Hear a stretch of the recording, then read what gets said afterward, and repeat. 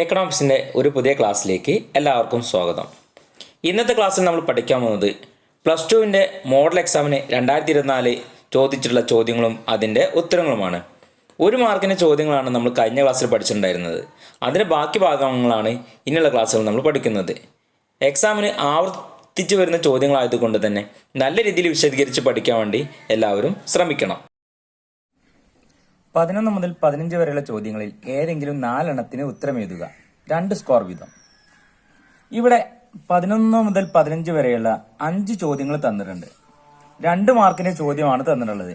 എന്നാൽ ഒരു പക്ഷേ 2 മാർക്കിനോ 3 മാർക്കിനോ 4 മാർക്കിനോ 5 മാർക്കിനൊക്കെ ചോദ്യങ്ങൾ ചോദിക്കാൻ സാധ്യതയുണ്ട്. അതുകൊണ്ട് തന്നെ ഈ എല്ലാ ചോദ്യങ്ങളും നമ്മൾ വിശദമായി പഠിക്കേണ്ടതായിട്ടുണ്ട്.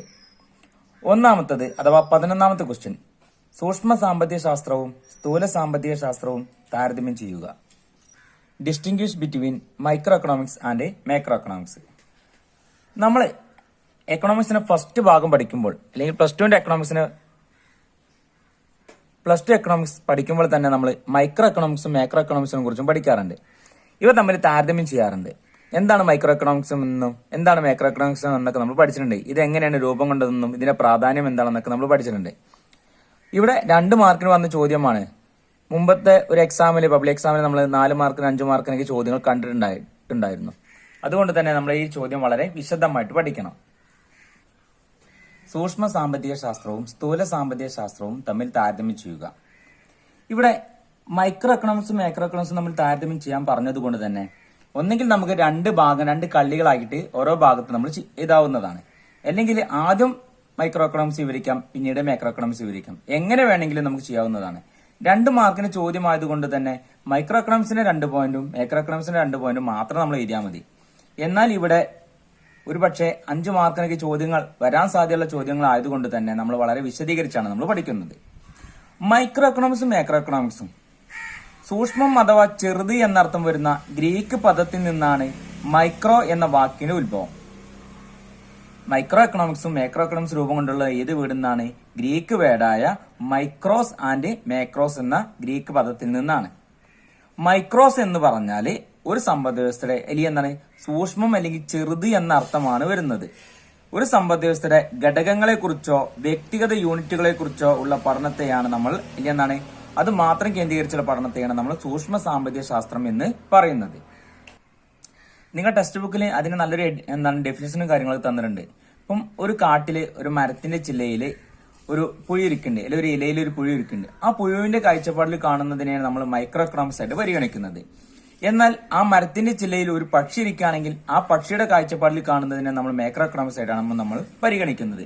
അപ്പം ഒരു പുഴു കാണുന്നതിനേക്കാൾ വളരെ കൂടുതലായിട്ടുള്ള കാര്യങ്ങൾ ആർക്ക് കാണാൻ സാധിക്കും? ഒരു പക്ഷിക്ക് കാണാൻ സാധിക്കും. അപ്പം മൈക്രോ എക്കണോമിക്സ് എന്ന് പറഞ്ഞാൽ ഒരു സമ്പദ് വ്യവസ്ഥയുടെ വളരെ ചെറിയ ഭാഗങ്ങളെ കുറിച്ച് മാത്രമാണ് പഠനം നടത്തുന്നതെങ്കിൽ അതിനെ നമ്മൾ മൈക്രോ എക്കണോമിക്സ് എന്ന് പറയും.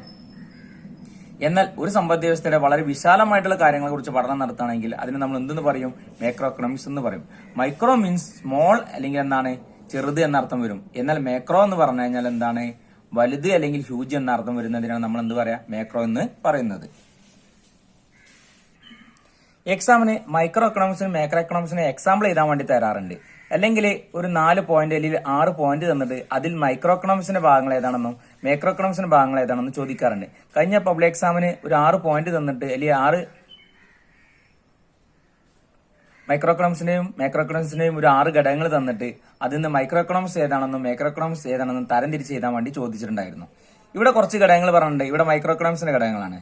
ഉൽപാദകന്റെയോ ഉപഭോക്താവിന്റെയോ പെരുമാറ്റം. ഉൽപാദകന്റെയോ ഉപഭോക്താവിന്റെയോ പെരുമാറ്റത്തെ നമ്മൾ മൈക്രോ എക്കണോമിക്സിലാണ് നമ്മൾ പരിഗണിക്കുന്നത്. വ്യക്തിഗത ഉൽപ്പന്ന വില, ഒരു സാധനത്തിന്റെ വിലയെ നമ്മൾ മൈക്രോ എക്കണോമിക്സാണ് പരിഗണിക്കുന്നത്. ചോദന സിദ്ധാന്തം, തിയറി ഓഫ് ഡിമാൻഡ്, ചോദനത്തിന്റെ സിദ്ധാന്തത്തെ നമ്മൾ മൈക്രോ എക്കണോമിക്സ് ആയിട്ടാണ് പരിഗണിക്കുന്നത്. ഉൽപാദനവും ചെലവും, പ്രൊഡക്ഷൻ ആൻഡ് കോസ്റ്റ്, ഘടകവില, ചില ഘടകങ്ങളുടെ വില, സാമ്പത്തിക ക്ഷേമം, വില സിദ്ധാന്തം അല്ലെ, അതായത് പ്രൈസ് തിയറി, ഇവയൊക്കെ നമ്മൾ എന്തിനാണ് മൈക്രോ എക്കണോമിക്സിൽ, അതായത് ഒരു സമ്പദ് വ്യവസ്ഥയുടെ സാമ്പത്തികപരമായിട്ടുള്ള വളരെ ചെറിയ ഘടകങ്ങൾ അല്ലെങ്കിൽ ചെറിയ ഭാഗങ്ങളാണ് നമ്മൾ ഇപ്പൊ ഈ പറഞ്ഞിരിക്കുന്ന ഘടകങ്ങളൊക്കെ. അതൊക്കെ നമ്മൾ മൈക്രോ എക്കണോമിക്സിലാണ് നമ്മൾ ഉൾക്കൊള്ളിക്കുന്നത്. ഇനി മാക്രോ എക്കണോമിക്സ് എന്ന് പറഞ്ഞാൽ സ്ഥൂലം അഥവാ വലുത് എന്നർത്ഥമുള്ള മാക്രോസ് എന്ന ഗ്രീക്ക് പദത്തിൽ നിന്നാണ് മാക്രോ എന്ന പദം രൂപം കൊണ്ടുള്ളത്. സമ്പദ് വ്യവസ്ഥയെ മൊത്തമായി പഠിക്കുന്ന ശാസ്ത്രശാഖയാണ് മൊത്തം സാമ്പത്തിക ശാസ്ത്രം വരുമാന സിദ്ധാന്തം എന്ന പേരിലും അറിയപ്പെടുന്നുണ്ട്. ഒരു മാർക്കിന് എക്സാമിന് ചോദ്യം വരാറുണ്ട്. മാക്രോ എക്കണോമിക്സ് അറിയപ്പെടുന്ന മറ്റൊരു പേരെന്താണെന്ന്. ഏതാണ്? വരുമാന സിദ്ധാന്തം. മൊത്തം സാമ്പത്തിക ശാസ്ത്രം അല്ലെങ്കിൽ വരുമാന സിദ്ധാന്തം എന്ന പേരിലും എന്ത് അറിയപ്പെടുന്നുണ്ട്? മാക്രോ എക്കണോമിക്സ് അറിയപ്പെടുന്നുണ്ട്. ഒരു മാർക്കിന് ആവർത്തിച്ച് വരാറുള്ള ഒരു ചോദ്യമാണ്. മാക്രോ എക്കണോമിക്സ് എന്ന് പറഞ്ഞു കഴിഞ്ഞാൽ ഒരു സമ്പദ് വ്യവസ്ഥ മൊത്തമായിട്ടുള്ള വിശകലനത്തെ അല്ലെങ്കിൽ എന്താണ് സമ്പദ് വ്യവസ്ഥ കൂടുതലായിട്ട് ഉള്ള ഭാഗങ്ങളെ കുറിച്ച് പഠിക്കുന്നതിനാണ് നമ്മൾ എന്ത് പറയാ? മാക്രോ എക്കണോമിക്സ് എന്ന് പറയുന്നത്. അതിന് കുറച്ച് എക്സാമ്പിളോട് തന്നിട്ടുണ്ട്. ദേശീയ വരുമാനം ഒരു രാജ്യത്തിന്റെ മൊത്തം വരുമാനം, മൊത്തം ചോദനം ഒരു രാജ്യത്തിന്റെ മൊത്തം ഡിമാൻഡ്, മൊത്തം പ്രധാനം ഒരു സമ്പദ് വ്യവസ്ഥ മൊത്തം പ്രധാനം, മൊത്തം തൊഴിൽ അഗ്രിഗേറ്റ് എംപ്ലോയ്മെന്റ്, പൊതുവില നിലവാരം ഒരു സമ്പദ് വ്യവസ്ഥ മൊത്തം സാധന വില നിലവാരത്തെക്കുറിച്ച്, അന്താരാഷ്ട്ര വ്യാപാരം അല്ലെ രാജ്യങ്ങൾ തമ്മിലുള്ള വ്യാപാരത്തെക്കുറിച്ച്, സാമ്പത്തിക വളർച്ച എക്കണോമിക് ഗ്രോത്ത് അല്ലെ ഒരു രാജ്യത്തിന്റെ സാമ്പത്തിക വളർച്ചയെ കുറിച്ചൊക്കെ നമ്മളിവിടെ പഠിക്കേണ്ടത് മാക്രോ എക്കണോമിക്സിൽ. അപ്പോൾ മൈക്രോ എക്കണോമിക്സും മാക്രോ എക്കണോമിക്സും തമ്മിലുള്ള ഡിഫറൻസ് എന്താണെന്ന് നിങ്ങൾക്ക് എല്ലാവർക്കും മനസ്സിലായിട്ടുണ്ടാവും. എക്സാമിന് ആവർത്തിച്ച് വരുന്ന ഒരു ചോദ്യമാണ്. 12ാമത്തെ ക്വസ്റ്റ്യൻ, പരിപൂർണ മത്സര കമ്പോളത്തിന്റെ 2 സവിശേഷതകൾ എഴുതുക. Write down 2 features of perfect competition. എല്ലാ പബ്ലിക് എക്സാമിനും ആവർത്തിച്ച് വരുന്ന മറ്റൊരു ചോദ്യമാണ്. 4 മാർക്കിനും 5 മാർക്കിനൊക്കെ ആവർത്തിച്ച് വരാറുള്ള ചോദ്യമാണ്. പരിപൂർണ മത്സര കമ്പോളത്തിന്റെ 2 സവിശേഷതകൾ. The theory of perfect competitive market, the features of perfect competitive market. പൂർണ്ണ മത്സര കമ്പോളത്തിന്റെ സവിശേഷതകൾ ഇതാനാണ് പറഞ്ഞുള്ളത്. ഇവിടെ 2 സവിശേഷത ആണ് ചോദിച്ചിട്ടുള്ളത്. 2 മാർക്കിന് ചോദ്യമാണ്. നേരത്തെ പറഞ്ഞിട്ടുണ്ട് 4 മാർക്കിന് കഴിഞ്ഞ പബ്ലിക് എക്സാമിന് ആവർത്തിച്ച് വന്നൊരു ചോദ്യമായതുകൊണ്ട് തന്നെ ഇത് ഒരു പക്ഷേ ഈ ഒരു പബ്ലിക് എക്സാമിനും ആവർത്തിച്ച് വരാനുള്ള സാധ്യത ഉണ്ട്. അതുകൊണ്ട് എന്താണ് പരിപൂർണ മത്സര കമ്പോളം എന്ന് നമ്മൾ വിശദമായിട്ട് പഠിക്കണം. ഒരു സമ്പദ് വ്യവസ്ഥയിലെ പ്രധാനമായിട്ടും 5 തരത്തിലുള്ള കമ്പോളങ്ങളെ കുറിച്ച് നമ്മൾ പഠിക്കുന്നുണ്ട്. അപ്പം അവ ഏതൊക്കെയാണെന്നും അതിന്റെ പ്രാധാന്യത്തെക്കുറിച്ചൊക്കെ നമ്മൾ മുമ്പ് വീഡിയോസ് ചെയ്തിട്ടുണ്ട്. നിങ്ങൾ കണ്ടു കഴിഞ്ഞാൽ കൂടുതലായിട്ട് നിങ്ങൾക്ക് മനസ്സിലാവുന്നതാണ്. പരിപൂർണ മത്സര കമ്പോളത്തിന്റെ 2 സവിശേഷതകൾ എഴുതുക. 2 സവിശേഷതയാണ് ചോദിച്ചിട്ടുള്ളത്. നമ്മളെന്താണ് ഇവിടെ വിശദമായിട്ട് പഠിക്കുകയാണ്. നമ്മൾ കമ്പോളത്തെ കുറിച്ച് പഠിക്കുമ്പോൾ ആദ്യം തന്നെ പഠിക്കുന്ന ഒരു കമ്പോളമാണ് പരിപൂർണ മത്സര കമ്പോളം. ഇന്നത്തെ സമ്പദ് വ്യവസ്ഥയിൽ ഇന്നത്തെ കാലത്ത് വളരെ അപൂർവമായിട്ട് കാണപ്പെടുന്ന ഒരു കമ്പോളമാണ്. എന്നാൽ ഈ കമ്പോളത്തിന്റെ ചില സവിശേഷതകളൊക്കെ നമ്മൾ ഇന്നത്തെ കാണുന്ന പല കമ്പോളങ്ങളിൽ നമുക്ക് കാണാറുണ്ട്. ഒരേ വിലയ്ക്ക് ഏകജാതീയ ഉൽപ്പന്നങ്ങൾ കൈകാര്യം ചെയ്യുന്ന സ്വതന്ത്രമായി പ്രവർത്തിക്കുന്ന ധാരാളം ക്രേതാക്കളും വിക്രേതാക്കളും ഉള്ള ഒരു കമ്പോള സംവിധാനത്തെയാണ് സമ്പൂർണ്ണ കിടമത്സര കമ്പോളം എന്ന് പറയുന്നത്. ഒരേ വിലയ്ക്ക് ഒരേ സ്വഭാവം കാണിക്കുന്ന ഉൽപ്പന്നങ്ങൾ എന്ന് പറഞ്ഞത് ഇപ്പൊ നമ്മൾ കമ്പോളത്തിൽ നമ്മൾ കണ്ടിട്ടുണ്ടായിരിക്കും ഒരേപോലുള്ള സ്വഭാവം കാണിക്കുന്ന ഉൽപ്പന്നങ്ങൾ. ഇപ്പൊ ഒരേ തരത്തിൽ സോപ്പുകള്, പൗഡറുകള്, അല്ലെ ചെരുപ്പുകള്, ഡ്രസ്സുകളൊക്കെ നമ്മൾ ഒരുപാട് കണ്ടിട്ടുണ്ടായിരിക്കും. എന്നാല് സ്വതന്ത്രമായി പ്രവർത്തിക്കുന്ന എന്ന് പറഞ്ഞു കഴിഞ്ഞാൽ ഏതൊരാൾക്കും എപ്പോൾ വേണമെങ്കിലും പുതിയ കമ്പോളത്തിലേക്ക് കടന്നു വരികയും അവരുടെ സാധനം വിറ്റഴിക്കുകയും എപ്പോൾ വേണമെങ്കിലും കമ്പോളം നിർത്തിയിട്ട് അല്ലെങ്കിൽ കച്ചവടം നിർത്തിയിട്ട് പുറത്തു പോകാൻ അവർക്ക് പൂർണ്ണ സ്വാതന്ത്ര്യം ഉണ്ടായിരിക്കും. ധാരാളം ക്രേതാക്കളും വിക്രേതാക്കളും, ധാരാളം വാങ്ങുന്നവരുണ്ടായിരിക്കും, വിൽക്കുന്നവരുണ്ടായിരിക്കും. ഇങ്ങനെയുള്ള ഒരു കമ്പോള സംവിധാനത്തെയാണ് നമ്മൾ എന്ത് പറയാ? സമ്പൂർണ്ണ കിടമത്സര കമ്പോളം എന്ന് പറയുന്നത്. ഒരേ സ്വഭാവം കാണിക്കുന്ന ഏകജാതീയ ഉൽപ്പന്നങ്ങൾ, ഏകദേശം ഒരേ സ്വഭാവം കാണിക്കുന്ന ഉൽപ്പന്നങ്ങളായിരിക്കും വിൽക്കുക. ഇപ്പൊ ഏകദേശം ഒരേ സ്വഭാവം കാണിക്കുക എന്ന് പറഞ്ഞു കഴിഞ്ഞാൽ അവരുടെ കളറിന്റെ കാര്യത്തില്, ടേസ്റ്റിന്റെ കാര്യത്തില്, സ്മെല്ലിന്റെ കാര്യത്തില്, അല്ലെ പിന്നെന്താണ് അങ്ങനെയുള്ള ചില കാര്യങ്ങളൊക്കെ ഒരേ സ്വഭാവം കാണിക്കുന്ന സാധനങ്ങൾ വിൽക്കുന്ന കമ്പോളമാണ് നമ്മൾ ഈ പറഞ്ഞുള്ള കമ്പോളം. നമ്മൾ കോഴിക്കോടൊക്കെ പോയി കഴിഞ്ഞാൽ, മിഠായി തെരുവൊക്കെ പോയി കഴിഞ്ഞാൽ നമുക്ക് കാണാൻ സാധിക്കും അവിടെ ഒരേപോലെ സാധനങ്ങൾ വിൽക്കുന്ന ഒരുപാട് കടകൾ. ഇപ്പൊ ചെരുപ്പിന്റെ സൈഡിനെ ചെരുപ്പ് മാത്രം വിൽക്കുന്ന കടകൾ തന്നെ നമുക്ക് ഒരേ സൈഡിൽ മൊത്തം കാണാൻ സാധിക്കും. ഇപ്പൊ ടെക്സ്റ്റൈൽസിന്റെ ഒരു സ്ഥലത്ത് മാത്രം കാണാൻ സാധിക്കും. അങ്ങനെയുള്ള പലതരത്തിലുള്ള കമ്പോളങ്ങൾ നമ്മൾ കണ്ടിട്ടുണ്ടായിരിക്കും. ഇവിടെ എന്താണ് നമ്മൾ നേരത്തെ പറഞ്ഞിട്ടുണ്ട്, ചില ഇന്നത്തെ കാലത്ത് വളരെ അത്യപൂർവമായിട്ട് കാണപ്പെടുന്ന ഒരു കമ്പോളമാണെന്നും പറഞ്ഞിട്ടുണ്ട്. ഇനി ഇവിടെ ചില സവിശേഷതകൾ നോക്കാം. 2 മാർക്കിന്റെ ചോദ്യമാണ്. 2 സവിശേഷതയാണ് എഴുതാൻ പറഞ്ഞുള്ളത്. പക്ഷെ എന്നാൽ ഇതിന് കൂടുതൽ സവിശേഷതകളുണ്ട്. അതുകൊണ്ട് നമ്മൾ മനസ്സിലാക്കി കഴിഞ്ഞാൽ എക്സാമിന് ചോദ്യം വന്നു കഴിഞ്ഞാൽ നമുക്ക് വളരെ പെട്ടെന്ന് തന്നെ ആൻസർ ചെയ്യാവുന്നതാണ്. വളരെയധികം വാങ്ങുന്നവരും വിൽക്കുന്നവരും ഉണ്ടായിരിക്കും. ഈ ഒരു കമ്പോളത്തിൽ ഒരുപാട് വാങ്ങുന്നവരും വിൽക്കുന്നവരും ഉണ്ടായിരിക്കും. So many buyers and sellers. ഏകജാതീയ ഉൽപ്പന്നങ്ങൾ അല്ലെ, ഹോമോജിനസ് പ്രൊഡക്റ്റ്, ഏകദേശം ഒരേ സ്വഭാവം കാണിക്കുന്ന പ്രൊഡക്റ്റുകൾ. നമ്മൾ നേരത്തെ പറഞ്ഞേ കളറ്, ടേസ്റ്റ്, സ്മെല്ല് അല്ലെ, ഇവയുടെ കാര്യത്തിലേക്ക് ഏകദേശം ഒരേ സ്വഭാവം കാണിക്കുന്നതാണെന്ന് പറഞ്ഞേ. സ്ഥാപനങ്ങൾക്ക് കമ്പോളത്തിലേക്ക് പ്രവേശിക്കാനും പുറത്തു പോകാനും പൂർണ്ണ സ്വാതന്ത്ര്യം ഉണ്ടായിരിക്കും. ആർക്ക് വേണമെങ്കിലും എപ്പോ വേണമെങ്കിലും കമ്പോളത്തിലേക്ക് കടന്നു വരികയും അവരുടെ സ്ഥാപനങ്ങൾ ഇടുകയും അതുപോലെ തന്നെ എപ്പോ വേണമെങ്കിലും അവർക്ക് കച്ചവടം നിർത്തി പുറത്തു പോകാനും പൂർണ്ണ സ്വാതന്ത്ര്യം ഉണ്ടായിരിക്കും. കമ്പോള സ്ഥിതിയെക്കുറിച്ച് പൂർണ്ണ അറിവ് ഉൽപാദകനും അല്ലെങ്കിൽ വിൽപ്പനക്കാരനും ഉപഭോക്താവിനും എന്താണ് ഈ കമ്പോളത്തിന്റെ സ്ഥിതിയെക്കുറിച്ച് പൂർണ്ണ അറിവുണ്ടായിരിക്കും. ഈ കമ്പോളത്തെ സാധനങ്ങളുടെ വില എന്താണ്, അല്ലെ എന്താണ്, ഇങ്ങനെയുള്ള കാര്യങ്ങളെ കുറിച്ചൊക്കെ കൂടുതലുള്ള അറിവുണ്ടായിരിക്കും. ഉൽപാദന ഘടകങ്ങൾക്കും സാധനങ്ങൾക്കും പൂർണ്ണ ചലന സ്വാതന്ത്ര്യം. ഒരു സ്ഥലത്ത് നിന്ന് മറ്റു സ്ഥലങ്ങളിലേക്ക് സാധനങ്ങൾ കൊണ്ടുപോകാനും കൊണ്ടുവരാനുള്ള പൂർണ്ണ സ്വാതന്ത്ര്യം ഉണ്ടായിരിക്കും. ഗതാഗത ചെലവ് ഉണ്ടായിരിക്കില്ല അല്ലെ. സാധനങ്ങൾ എന്താണ് ഒരു സ്ഥലങ്ങളിൽ നിന്ന് മറ്റു സ്ഥലങ്ങളിലേക്ക് കൊണ്ടുപോകുമ്പോൾ ഗതാഗത ചെലവ് ഉണ്ടാവില്ല എന്ന് പറഞ്ഞു. ഏകദേശം ഉത്പാദിപ്പിച്ച സ്ഥലങ്ങളിൽ നിന്ന് തന്നെയാണ് വിൽക്കുക. എന്നാൽ എന്താണ് അത് ഉത്പാദിപ്പിച്ച സ്ഥലങ്ങളിൽ നിന്ന് തൊട്ടടുത്ത സ്ഥലങ്ങളിലേക്ക് കൊണ്ടുവരുന്നതിനുള്ള ഗതാഗത ചെലവൊന്നുമില്ല. അപ്പൊ അത്ര ദൂരത്തുള്ള സാധനങ്ങൾ മാത്രമേ അവർ വിൽക്കുന്നുണ്ടാവുള്ളൂ. സാധനങ്ങൾക്ക് ഒരേ വിലയായിരിക്കും അല്ലെ. അവിടെ എല്ലാവരും വിൽക്കുന്ന സാധനങ്ങൾക്ക് എന്ത് തന്നെയായിരിക്കും, ഒരേ വിലയായിരിക്കും. ഏതൊരാളും കൂട്ടാനോ കുറയ്ക്കാനോ ഒരിക്കലും തയ്യാറാവുകയില്ല. ഗവൺമെന്റ് നിയന്ത്രണമില്ല. ഈ കമ്പോളത്തിൽ ഒരിക്കലും ഗവൺമെന്റ് ഇടപെടാറില്ല. നമുക്കറിയാവുന്ന കാര്യമാണ്, ഇന്നത്തെ കാലത്ത് നമ്മുടെ കമ്പോളത്തിലും അല്ലെങ്കിൽ നമ്മുടെ രാജ്യത്തിന്റെ സമ്പദ് വ്യവസ്ഥയിലൊക്കെ ഗവൺമെന്റ് ഇടപെടുന്നുണ്ട്. എന്നാൽ അന്നത്തെ കാലത്ത് ഇങ്ങനെയുള്ള കമ്പോളത്തിൽ ആരും ഇടപെടാറില്ല, ഒരിക്കലും ഗവൺമെന്റ് ഇടപെടാറില്ല. വിൽപ്പന ചെലവില്ല. അപ്പൊ വിൽപ്പന ചെലവ് എന്ന് പറഞ്ഞാൽ നിങ്ങൾക്ക് അറിയാവുന്ന കാര്യമാണ്. ഇപ്പൊ നമ്മൾ പരസ്യം കൊടുക്കുന്നതിന് വേണ്ടി അല്ലെ എന്താണ് അല്ലെങ്കിൽ നോട്ടീസ് അടിക്കുന്നതിന് വേണ്ടിയൊക്കെ നമ്മൾ എന്താണ് ഒരുപാട് പൈസ ചെലവഴിക്കാറുണ്ട്. അല്ലെങ്കിൽ ഏതൊരാളും സ്ഥാപനം തുടങ്ങിക്കഴിഞ്ഞാൽ അയാളുടെ സ്ഥാപനം അറിയപ്പെടുന്നതിന് വേണ്ടിയോ മറ്റൊക്കെ നമ്മൾ എന്താണ് ഒരുപാട് പരസ്യങ്ങൾക്ക് വേണ്ടിയും അല്ലെങ്കിൽ മറ്റുള്ള ആവശ്യങ്ങൾക്ക് വേണ്ടിയൊക്കെ നമ്മൾ ധാരാളം പണം ചെലവഴിക്കാറുണ്ട്. ഇപ്പൊ നമ്മൾ ടി വി തുറന്നാൽ ഒരുപാട് പരസ്യങ്ങൾ കാണാവുന്നതാണ്, വിവിധ കമ്പനികളുടെ പരസ്യങ്ങൾ. എന്തിനു വേണ്ടിയാണ് ആളുകൾ ഇതിനെക്കുറിച്ച് കൂടുതലായിട്ട് മനസ്സിലാക്കുകയും അറിയുകയും എന്നിട്ട് എന്താണ് ഈ പ്രൊഡക്റ്റുകൾ വാങ്ങി ഉപയോഗിക്കാൻ വേണ്ടിയാണ് ഇങ്ങനെയുള്ള കാര്യങ്ങൾ വേണ്ടി ചെയ്യുന്നത്. അപ്പം അന്നത്തെ കാലത്ത് എന്താണ് വിൽപ്പന ചെലവില്ല, അല്ലെങ്കിൽ എന്താണ് സാധനങ്ങൾ വിറ്റഴിക്കുന്നതിന് വേണ്ടി കൂടുതലും മറ്റുള്ള ആവശ്യങ്ങൾക്ക് വേണ്ടിയൊന്നും പണം ചെലവഴിക്കാറില്ല. ഉൽപാദകരും ഉപഭോക്താക്കളും വില സ്വീകരിക്കുന്നവർ ആയിരിക്കും. കമ്പോളത്തിലുള്ള വില എന്താണോ അത് തന്നെയായിരിക്കണം ഉൽപാദകരും ഉപഭോക്താക്കളും സ്വീകരിക്കേണ്ടത്. ഒരിക്കലും ഉപഭോക്താക്കൾക്കും ഉൽപാദകർക്കും വില കൂട്ടാനോ കുറയ്ക്കാനോ ഒരിക്കലും അവിടെ സാധ്യമല്ല.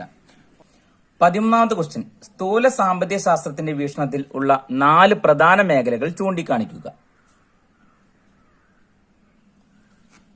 Point out the 4 major sectors in an economy according to the macroeconomic point of view. ഒരു സമ്പദ് വ്യവസ്ഥയുടെ പ്രധാനമായിട്ടുള്ള 4 മേഖലകൾ, അല്ലെങ്കിൽ സ്ഥൂല സാമ്പത്തിക ശാസ്ത്രത്തിന്റെ വീക്ഷണത്തിലുള്ള പ്രധാനമായിട്ടുള്ള 4 മേഖലകൾ ഏതൊക്കെയാണെന്നാണ് ചോദിച്ചിട്ടുള്ളത്. എക്സാമിന് ആവർത്തിച്ച് വരുന്ന 4 മാർക്കിനും 5 മാർക്കിനും ആവർത്തിച്ച് വരുന്ന ഒരു ചോദ്യമാണ്.